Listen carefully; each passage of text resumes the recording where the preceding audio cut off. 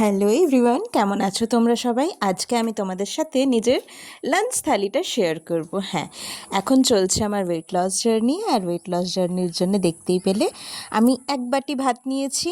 আর সব থেকে ফার্স্ট যেটা তোমাদেরকে ধ্যানে রাখতে হবে সেটা হচ্ছে থালাটা কিন্তু একদম ছোট নিতে হবে। তোমাদের বাড়িতে যদি কোনো ছোটো বাচ্চা আছে, তার জন্য যদি কোনো স্পেশাল থালা আছে না, সেই থালাতেই খাবার নাও।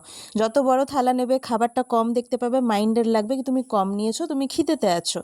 তো it's all about your mind. তোমার মাইন্ডকে তোমাকে বুঝাতে হবে কি তুমি এনাফ খাবার নিয়েছো, আর এই খাবারটা অনেকক্ষণ ধরে বসে বসে তোমাকে খেতে হবে, যাতে তোমার মাইন্ড ফিল করতে পারে কি তুমি ফুল হয়ে গেছো। ঠিক আছে? তো ফার্স্টেই দেখো এখানে আমি ভাজাভুজি দিয়ে মেখে খাচ্ছি।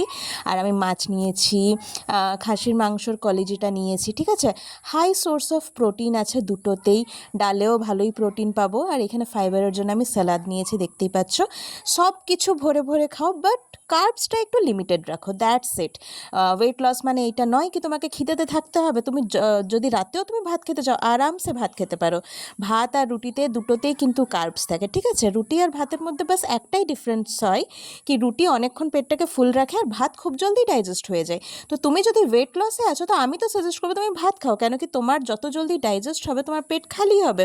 আর শোবার আগে যদি তোমার পেটটা খালি হয়ে যায়, তোমার যদি খাবারটা ডাইজেস্ট হয়ে যায়, গুড ফর ইউ। এটাই মানে আমরা চাই, যাতে আমাদের শোবার আগে যাতে আমাদের সম্পূর্ণ খাবারটা ডাইজেস্ট হয়ে যায়। তো দেখো এক পিস পাবদা মাছ নিয়েছিলাম, পাবদা মাছটাই মেখে খেয়ে নিয়েছি, দারুণ টেস্টি লাগছে। সকাল থেকে কিছু খাইনি, এইটা হচ্ছে আমার ফার্স্ট মিল।